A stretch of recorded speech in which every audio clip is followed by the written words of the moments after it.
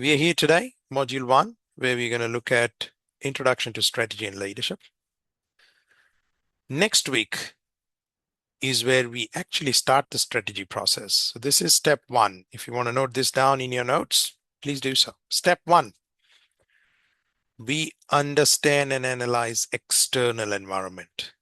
What we're trying to do here is we are trying to figure out where are we now externally. Where are we now externally? That is the key question we are trying to understand as step 1 in the process. Okay. Step 2 is where are we now internally? We understand internal environment. Okay.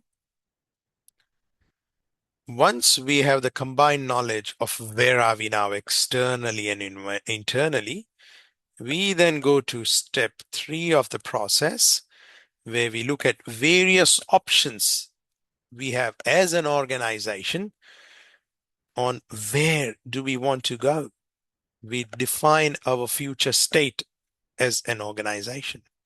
So what options do we have in relation to our products? Do we need new products?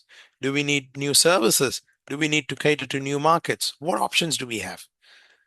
We look at that as step 3. Only and only after looking at these options, we go to step 4. How do we get there is the key question. We develop strategy on paper. So we, in here, look at various strategic drivers. We perform risk analysis on all our options. We develop various themes that we need to achieve. We develop incentives and key performance measures. All that happens on paper in step 4. Only and only after that, we move on to step 5, which is where we implement the strategy. How do we implement the strategy? In this, we develop an implementation plan. We align the organization to this plan.